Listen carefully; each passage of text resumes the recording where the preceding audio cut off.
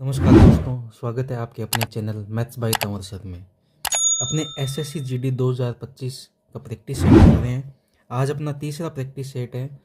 जो भी क्वेश्चन कराएंगे आज एसएससी एमटीएस या एसएससी जीडी रेलवे, जो भी क्वेश्चन है आज वही करवाएंगे अपने। इस प्रैक्टिस सेट को कंटिन्यू आप वीडियो देखते रहना और रिवाइज करते रहना। जितनी प्रैक्टिस करोगे उतना आपका बेनिफिट होगा। और अपने टारगेट लिए 30 प्रैक्टिस सेट करेंगे इसी मंथ में और फिर आगे और प्रैक्टिस सेट करेंगे।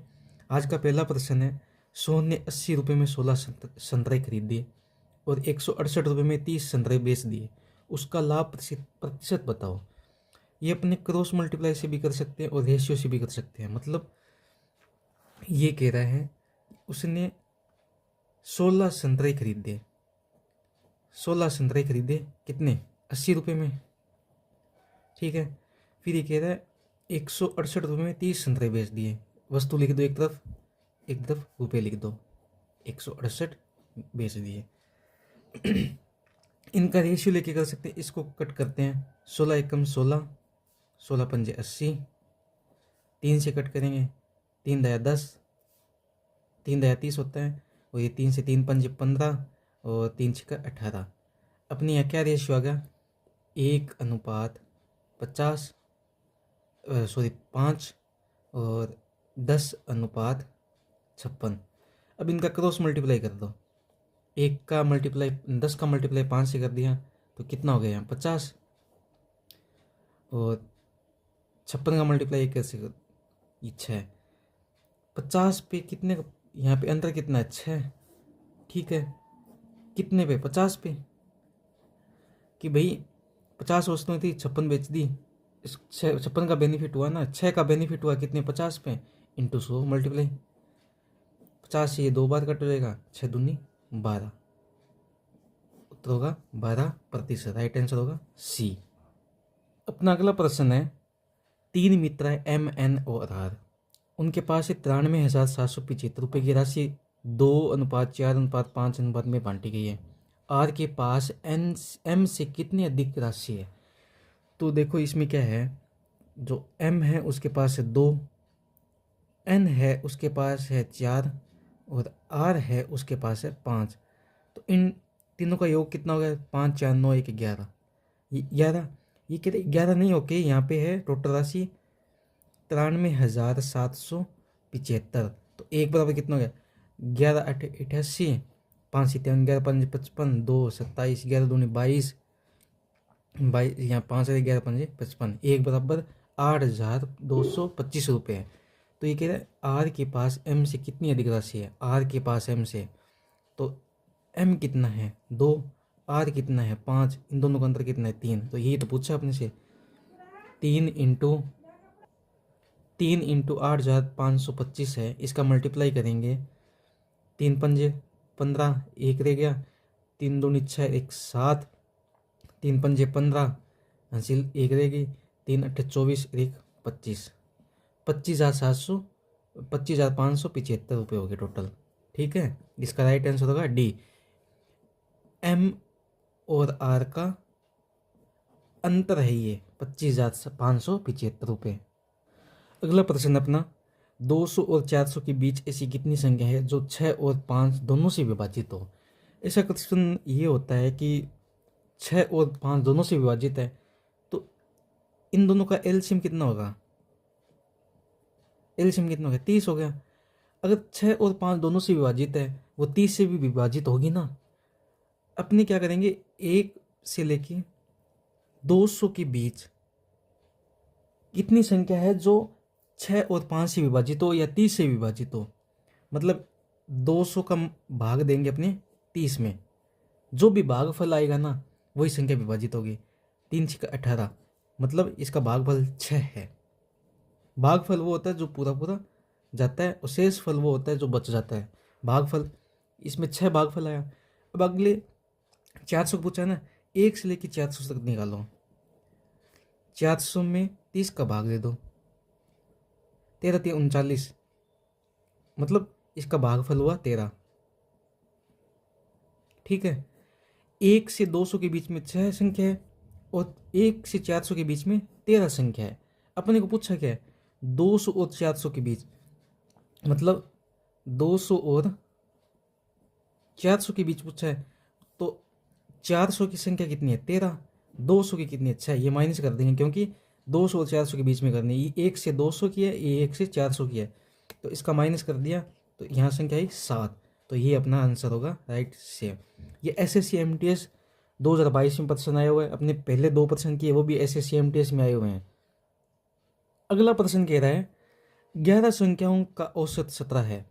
यदि पहली 5 संख्याओं का औसत 16 और अंतिम 5 संख्याओं का औसत 19 है तो छठी संख्या ज्ञात कीजिए।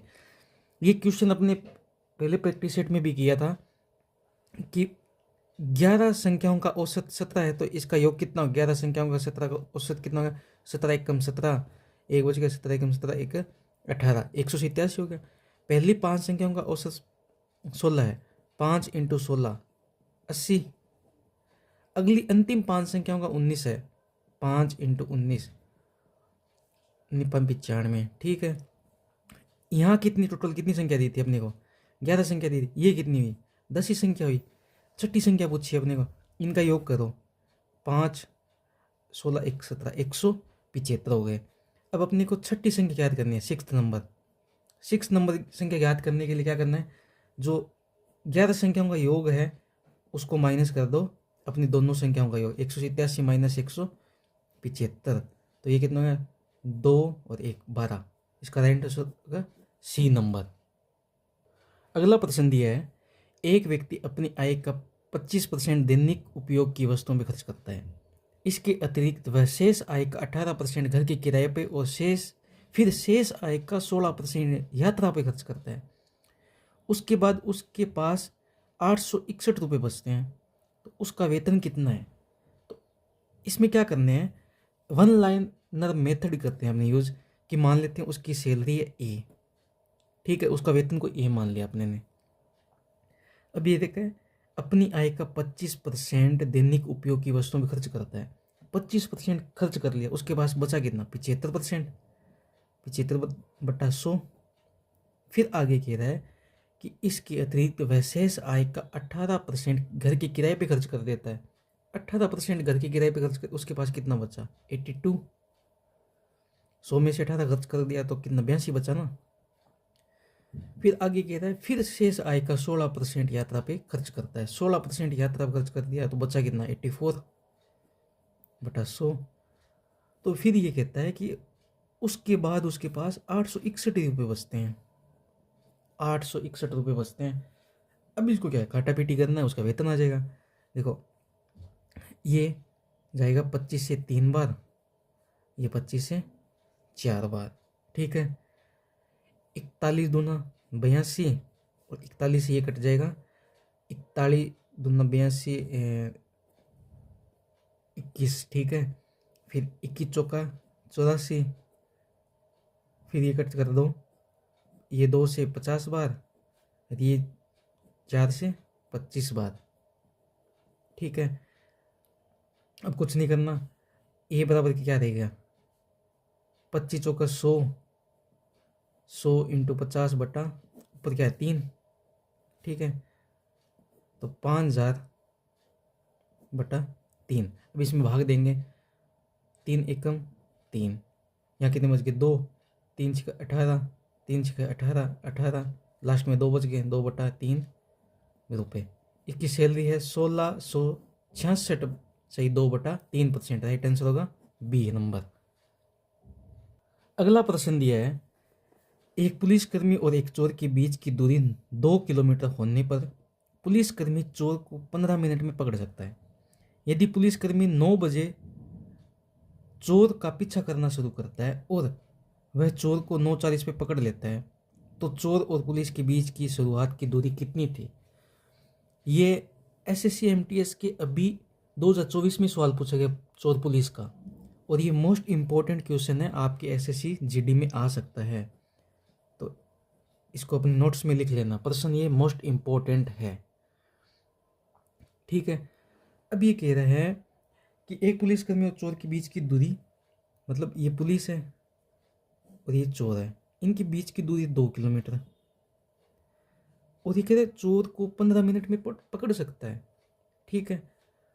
अगर पुलिस और चोर के बीच की सापेक्ष चाल हमने माइनस कर दें तो ये कितने होगा, 2 किलोमीटर दूरी हो गई। और टाइम कितना लगा, 15 मिनट। 15 मिनट को घंटे में बदलेंगे तो गुणा 60 से कर देंगे, बट्टे 60 में लगाएंगे तो ये गुणा में चले जाएगा इधर, 15 चौके 60। और ये इन दोनों की रिलेटिव जो सापेक्ष गति है वो कितनी, 8 किलोमीटर प्रति घंटा आ गई। अब ये कह रहा है कि पुलिसकर्मी चोर को 9 AM पर पकड़ना स्टार्ट करता है और 9:40 पे पकड़ लेता है, मतलब 40 मिनट में पकड़ लिया। मैंने पूछा क्या है कि चोर और पुलिस के बीच की शुरुआत कितनी रही होगी, मतलब उसने स्टार्ट किया था 9 बजे और 9:40 पे पकड़ लिया, तो बीच की दूरी कितनी होगी कि भाई उसने कितनी किलोमीटर बाद पकड़ा होगा। तो करना कुछ भी नहीं है, जो डिस्टेंस है और ये गति है 8 किलोमीटर प्रति घंटा है, और इसको मल्टीप्लाई ही करना है अपने को। 40 मिनट है, 40 मिनट को अपने डिवाइड बाई 60 करेंगे घंटे में बदलने के लिए। 0 से 0 कट हो गए, ये 2 से 2 कट हो गया, ये 3 से 3, तो ये कितना हो गया, 16/3 किलोमीटर। 16/3 किलोमीटर उन दोनों की शुरुआत की बीच की दूरी रही होगी। अगला प्रश्न दिया है, 3 वर्ष पहले ए और बी की आयु का अनुपात 5:7 था। अब 13 वर्ष बाद उनकी आयु का अनुपात 9:11 होगा। यदि सी की वर्तमान आयु, ये सी है, सी की वर्तमान आयु बी की वर्तमान आयु से 11 वर्ष कम है, तो सी की वर्तमान आयु क्या होगी। इस बहुत इजी मेथड में करेंगे अपने। 3 वर्ष पहले क्या दिया हुआ है, 3 वर्ष पहले दिया ए और बी का अनुपात, ए अनुपात बी कितना है, 5:7 दिया है। फिर ये कह रहा है कि 13 वर्ष बाद, ठीक है जी, 13 वर्ष बाद कितना दे दिया, 9:11 दे दिया। ठीक है। पूछा गया वर्तमान आयु पूछा है, ये 3 वर्ष पहले प्रेजेंट से, ये 13 वर्ष बाद की है। ठीक है, इन दोनों को अपने जोड़ देंगे, ये कितना हो गया जोड़ने के बाद, ये हो गया 16, यहाँ दोनों लिखेंगे 16 16। अब इनका क्रॉस मल्टीप्लाई, 11 × 5 55, यहाँ लिख लेते हैं अपने ए और बी, यहाँ कितना हो गया 55। फिर इसका करो 9 7 63, ठीक है। फिर इसका मल्टीप्लाई किया 16 × 9 कितना हो गया 144। फिर इसका मल्टीप्लाई किया 16 × 11 176, ठीक है। इन दोनों का गैप कितना है, इन दोनों का गैप हो गया 55, 5 और 3 8, इन दोनों का 8, और इन दोनों का कितना हुआ है 2 और 3 32, ठीक है। ये कह रहा 8 बराबर 32 यूनिट है, तो 1 यूनिट बराबर कितना हो गया 4, 1 बराबर 4 यूनिट हो गया ना। तो पूछा क्या अपने को, सी की वर्तमान आयु पूछी है ना, तो ए की वर्तमान आयु कितनी है, ए की 3 वर्ष पहले है, ए 5 × 4 कितने 20, और इसकी वर्तमान आयु कितनी हो चाहिए, इसमें 3 जोड़ देंगे, 3 वर्ष पहले है, ये 3 वर्ष पहले है तो वर्तमान निकालने 3 जोड़ेंगे, तो ए तो हो गया 23 वर्ष का, और बी कितना है 7 × 4 28, तो वर्तमान कितना हो गया 31 साल का, 31 वर्ष। तो ये कह रहा है कि सी की वर्तमान आयु बी की वर्तमान आयु से 11 वर्ष कम है, तो सी की आयु निकालने के लिए, सी की आयु निकालने के लिए क्या करेंगे 31 - 11 कर देंगे, ठीक है।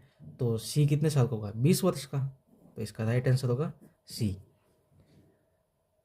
अगला प्रश्न दिया है, यदि एक अर्धवृत्ताकार भूखंड की त्रिज्या 100 मीटर है तो इसके परिमाप ज्ञात कीजिए। पाई का अपने 3.14 प्रयोग करना है, ठीक है। अब ये कह रहा है अर्धवृत्ताकार है, मतलब ये अर्धवृत्ताकार है, इसकी जो त्रिज्या दे रखी है आर, ये दे रखी है 100 मीटर, ठीक है। अब इसका परिमाप क्या होता है, अर्धवृत्ताकार का परिमाप होता है आर पाई + 2, ये इसका फॉर्मूला होता है। कुछ ही नहीं करना, इसका मान रखना है, आर कितना है 100 दिया हुआ है, पाई का अपने मान यूज कर 3.4 + 2, ठीक है। 100 ये 5 × 5.14, ठीक है। अब इसका मल्टीप्लाई करेंगे तो ये 2 अंक के बाद पॉइंट है, तो ये 2 यहाँ से कट हो जाएंगे, तो कितना हो गया 514 मीटर। राइट आंसर होगा डी।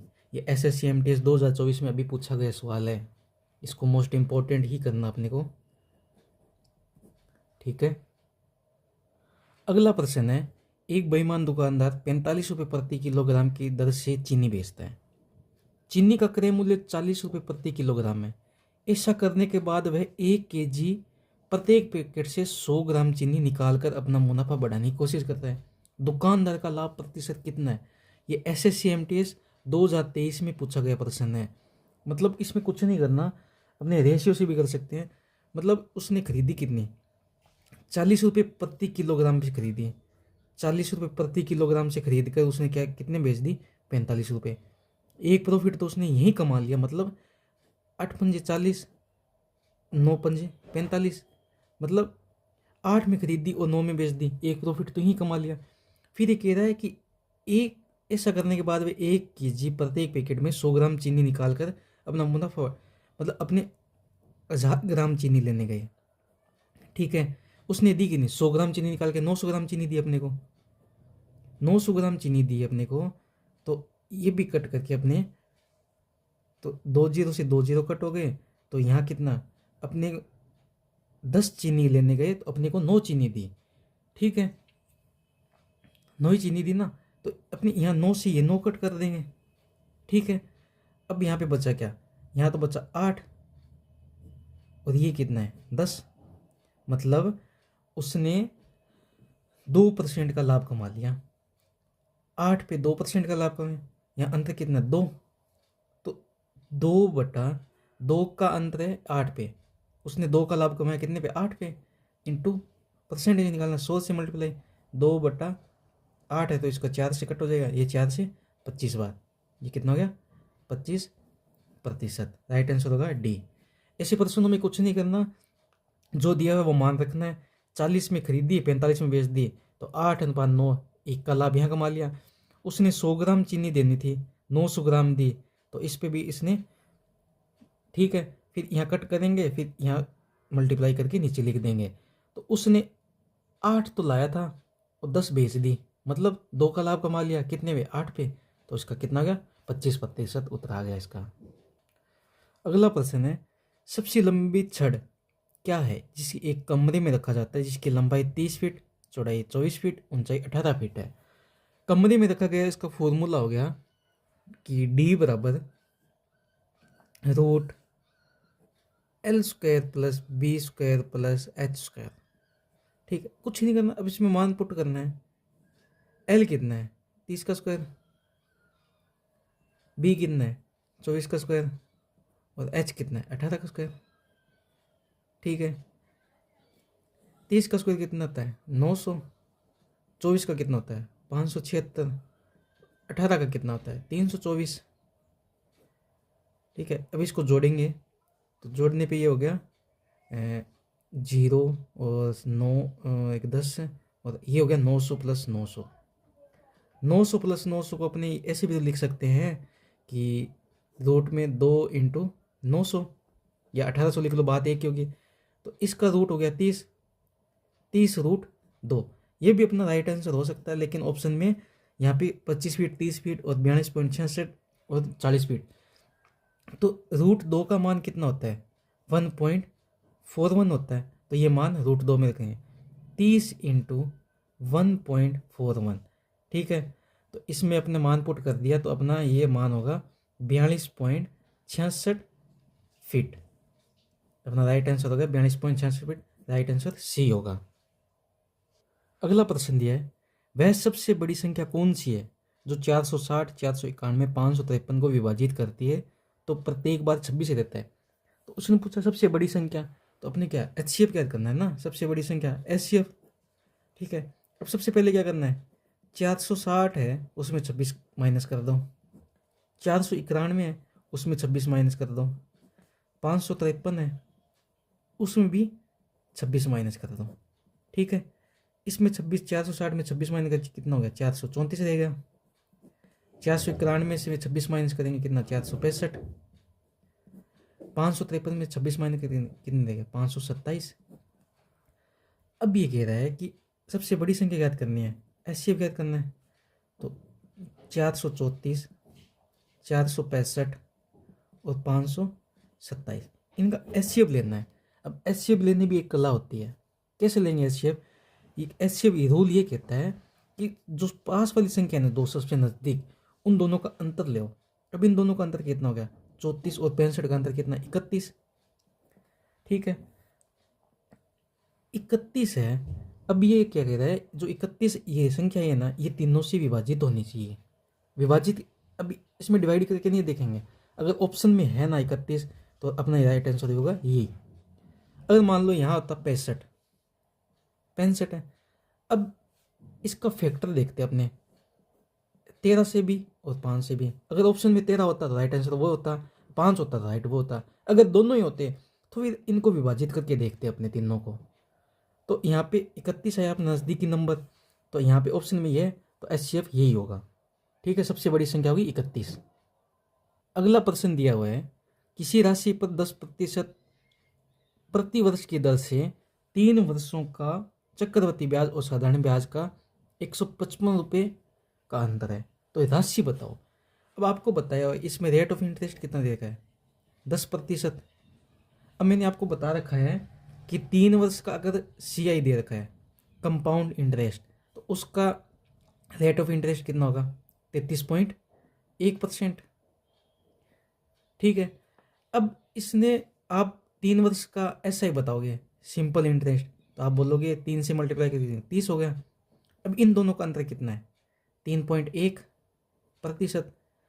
ये 3.1% है, ये 155 रुपये के बराबर है। मतलब 3.1 बराबर 155 रुपये दिया हुआ है अपने को। तो 1.1 बराबर कितना हो गया? 155 बटा 3.1। 1% बराबर हो गया 155 बटा 3.1। ये पॉइंट हटाएंगे, ऊपर जाएगा 0, 31 से ये जाएगा 50 बार। ठीक है, तो अब ये पूछ क्या रहा है, ये राशि बताओ। 100 × 50, तो वो राशि हो गई 5000। इतना सा तो करना था। सिंपल इंटरेस्ट 3 वर्ष का 30% हो गया। कंपाउंड इंटरेस्ट 3 वर्ष का आपको मैंने बता रखा है ट्रिक से कि 33.1% ही होगा। 2 वर्ष का बता रखा है, 5 वर्ष का बता रखा है। ठीक है, 10% अगर रेट दे रखा हो, तो इनका 3.1% हुआ, तो 1% बराबर कितना हो गया? 50। तो इसने पूछा क्या राशि बताओ? 100 × 50, 5000। राइट आंसर होगा डी। ये एसएससी CHSL 2019 में आया हुआ प्रश्न है। अगला प्रश्न दिया हुआ है, एक बैग में 5 रुपये, 10 रुपये और 20 रुपये के मूल्य के सिक्के हैं। बैग में सिक्कों की संख्या 240 दे रखी है। ठीक है, 5 रुपये, 10 रुपये और 20 रुपये सिक्कों की संख्या अनुपात दे रखा है 3:2:5 के अनुपात में। तो बैग में कुल धनराशि कितनी है? अब कुछ नहीं करना, इसको सिंपल सा है, एकदम ईजी है। मतलब सबसे पहले 5 रुपये, फिर आता है 10 रुपये, फिर आता है 20 रुपये के सिक्के। अब इनका अनुपात दे रखा है 2:3:5। ठीक है, ये कितना टोटल? ये टोटल है 5, 5, 10। अपने कह रहे हैं यहाँ सिक्के है 10, प्रश्न कह रहे हैं यहाँ सिक्के 240। ठीक है, एक सिक्के के बराबर कितनी यूनिट होगी? 24। ठीक, 24 यूनिट होगी। यहाँ पे 5 रुपये के सिक्के कितने हैं? 2 है, 2 × 24 करो, कितने हो गए? 48 सिक्के। फिर यहाँ पे 10 रुपये कितने सिक्के हैं? 24 × 3 72। फिर यहाँ पे 20 रुपये कितने सिक्के हैं? तो 24 × 5 120। अब ये पूछा है कि बैग में कुल धनराशि कितनी है। 5 रुपये के 48 सिक्के हैं, 5 रुपये के 48 सिक्के हैं, तो 48 × 5 कितना हो गया? 240। अब ये कह रहा है कि 10 रुपये के 72 सिक्के अपने पास, तो धनराशि कितनी होगी? 720। और 20 रुपये के 120 सिक्के हैं, तो धनराशि कितनी होगी? 240। कुछ नहीं करना है, इनका टोटल करना है बस। सॉरी, 2400। ठीक है, 0 से 0, और ये हो गया 6 और 3 33, 3360 रुपये। राइट आंसर होगा डी। ये SSC MTS में पूछा गया 2022 में प्रश्न है, और हो सकता है SSC GD में भी ये आ सकता है। मोस्ट इंपॉर्टेंट प्रश्न मान सकते हैं इसको अपने। अगला प्रश्न दिया है, ए किसी कार्य को 40% भाग 6 दिनों में बी इस कार्य को 30% भाग 3 दिनों में पूरा करता है। उन्होंने एक साथ कार्य शुरू किया, लेकिन 2 दिनों बाद बी हट गया। ए ने कार्य जारी रखा तो पूरा कार्य कितने दिन, ये जो लाइन है ना, पूरा कार्य कितने दिनों में समाप्त हुआ, ये बहुत से लोगों का प्रश्न गलत करवा देती है। कैसे करवा देती है ये मैं आगे बताता हूँ आपको। कि भाई ए ने 40% की फ्रैक्शन क्या होती है, 2/5। 2/5 काम उसने किया 6 दिन में। 2 से ये 3 बार कट होगा, 3 पंजे 15, तो ए ने 15 दिन में काम पूरा किया। अब ये कह रहा बी ने 30% काम, 30% काम 3 की फ्रैक्शन 3/10, तो ये 3 दिन में करता है। 3 से 3 कट, तो बी ने कितने 10 दिन में किया। अब ए ने 15 दिन में किया, बी ने 10 दिन में किया, इन दोनों का एलसीएम ले लो, कितना हो गया 30। ए की क्षमता कितनी है 2, 15 30 और 3 × 30, ये होगी 3। बी की क्षमता होगी 3। क्षमता कैसे निकालते हैं, इन दोनों का एलसीएम ले लिया, ये हो गया काम, टोटल वर्क। अब टोटल वर्क में इस 15 का भाग देंगे तो 2 बार जाएगा ना, ये ए की क्षमता, एक दिन में 2 ही काम कर सकता है ए। बी एक दिन में 3 ही काम कर सकता है, ठीक है। अब ये कहता है उन्होंने एक साथ कार्य शुरू किया, 2 दिन के बाद बी हट जाता है, मतलब ए प्लस बी 2 दिन कार्य करते हैं, दोनों टोटल काम करते हैं 5 कार्य करते हैं एक दिन में, तो 2 दिन में उन्होंने क्या किया 10 काम कर दिया, ठीक है। अब शेष काम कितना है, टोटल काम था 30, काम हो गया 10, शेष काम कितना बचा 20, बी हट गया। अब शेष कार्य करता है जारी रखता है ए, तो ए की क्षमता है 2 और 20 काम है, 20 काम है, एक दिन में 2 करता है, तो वो टोटल काम करता है 10 दिन में, ठीक है। ए 10 दिन में करता है। अब यहाँ पे निकालते अपने क्या करेंगे सब लोग कि उत्तर देखेंगे, यहाँ पे 10 दिया हुआ, ये 10 सही कर देंगे, ऐसे नहीं होता। उन्होंने पूछा है पूरा कार्य कितने दिन में होगा, 10 काम तो ए ने कर दिया और दोनों ने मिलकर 2 दिन तक ये किए थे, मतलब टोटल 12 दिन में काम पूरा हुआ है, तो राइट आंसर होगा 12, बी नंबर। अगर यहाँ पे दे दिया कि शेष कार्य कितने दिनों में पूरा हुआ, तब 10 दिन लिखते अपने। अगला प्रश्न दिया है, एक व्यक्ति धारा की दिशा में 66 किलोमीटर की दूरी 6 घंटे में और धारा के विपरीत 72 किलोमीटर की दूरी 8 घंटे में देगा, धारा की चाल बताओ। अब यहाँ पे बी प्लस डब्ल्यू दे रखा है अपने को, बी प्लस डब्ल्यू दे रखा है 66 किलोमीटर 6 घंटे में तय करता है, तो इसकी स्पीड क्या होगी 11 किलोमीटर प्रति घंटा। फिर ये कहता है कि धारा की विपरीत दिशा बी माइनस डब्ल्यू दे रखा है, 72 किलोमीटर की दूरी 8 घंटे में तय करता है, तो 8 में 72, 9 किलोमीटर प्रति घंटा निकल गया, ये 11 किलोमीटर प्रति घंटा है, ठीक है। अब ये धारा की चाल बताओ, डब्ल्यू निकालना है, प्लस माइनस, तो ये माइनस कर देंगे अपने, बड़ा वाला छोटे वाले से -/2, तो 2/2, उत्तर क्या हुआ 1 किलोमीटर प्रति घंटा। धारा की चाल अपने आएगी 1 किलोमीटर प्रति घंटा, राइट आंसर होगा डी। अगर ये पूछ ले कि बोट की बताओ, बी प्लस प्लस है तो क्या है 11 + 9/2, कितना हो गया 20/2, 10 किलोमीटर प्रति घंटा, ठीक है। ये एसएससी जीडी में पूछा हुआ है 2023 में प्रश्न, ऐसे प्रश्न आने की संभावना है इस बार भी। अगला प्रश्न दिया है, अपनी 11वीं पारी में एक बल्लेबाज 77 रन का स्कोर बनाता है, जिससे उसका औसत स्कोर 3 बढ़ जाता है। 11वीं पारी के बाद उसका औसत स्कोर क्या हुआ, मतलब ये कहना चाहता है 11वीं पारी में 77 रन का स्कोर बनाता है, जिससे उसका 3 एवरेज स्कोर बढ़ जाता है। मतलब उससे 3 एवरेज स्कोर बढ़ने से पहले उसका स्कोर क्या था, तो यही करना है, 3 बढ़ गया ना, तो 11 × 3 करते हैं अपने, तो मतलब 33 उसका स्कोर बढ़ गया एवरेज। तो अपने 33 जो 77 स्कोर बनाया उसमें 33 घटाएंगे, तो 10वीं पारी तक उसका पहले पुराना वाला कितना था एवरेज 44, जो पुराना एवरेज था ना, पुराना औसत वो था 44।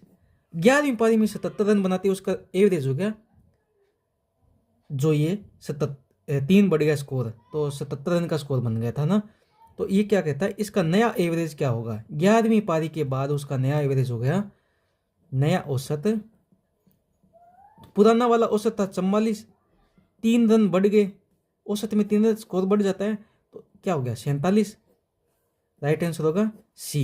ये SSC CHSL 2020 में आया प्रश्न है। बढ़ते हैं अपने अगले लास्ट सेकंड प्रश्न पे।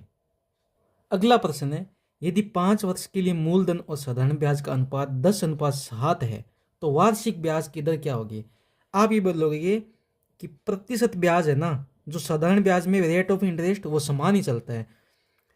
पहले प्रिंसिपल था 10 और ब्याज कितना दिया 7 ब्याज दिया कितने पे, 10 मूलधन पे थे ना, तो रेट ऑफ इंटरेस्ट प्रतिशत निकालना है, तो ये 0 से 0 कट, आप बोलोगे 70% रेट ऑफ इंटरेस्ट आ गई। अब प्रतिशत ब्याज निकालने का फॉर्मूला होता है कि प्रतिशत ब्याज बराबर रेट ऑफ इंटरेस्ट इनटू समय। ठीक है, अपने को प्रतिशत ब्याज बराबर दे रखा है 70% ब्याज आ गया जो और रेट ऑफ इंटरेस्ट दे रखी है 5, समय दे रखा है 5, रेट ऑफ इंटरेस्ट निकालनी, ब्याज की दर निकालनी है, आर निकालना है, तो 14, 5 से 14 बार कटेगा, रेट ऑफ इंटरेस्ट बराबर कितना हो गया 14%। राइट आंसर होगा डी। SSC MTS 2023 में पूछा गया प्रश्न है ये। अपना आज का लास्ट प्रश्न करते हैं। अपने पाइप ए और बी टैंक को क्रम से 10 घंटे और 13 से 1/3 घंटे में भर सकते हैं। पाइप सी एक निकासी पाइप है, जब तीनों पाइपों को एक साथ खोला जाता है तो टैंक 8 घंटे में भर जाता है। पाइप सी अकेले टैंक को 25% भाग कितने घंटे में खाली करेगा। ठीक है, अब ये कह रहा है ए है वो 10 घंटे में भर सकता है, बी कह रहा है कि 13 सही 1/3 घंटे है, तो ए तो 10 घंटे होगा, बी 13 3 39 140 40/3, और सी एक निकासी पाइप है, ए प्लस बी प्लस सी के ऊपर माइनस का निशान क्योंकि निकासी पाइप है, तो ये 8 घंटे में भरता है। ठीक है, 8 घंटे, इन तीनों का एलसीएम लेते हैं, इस 3 को छोड़ देते हैं एक बार, इनका एलसीएम कितना हो गया 40।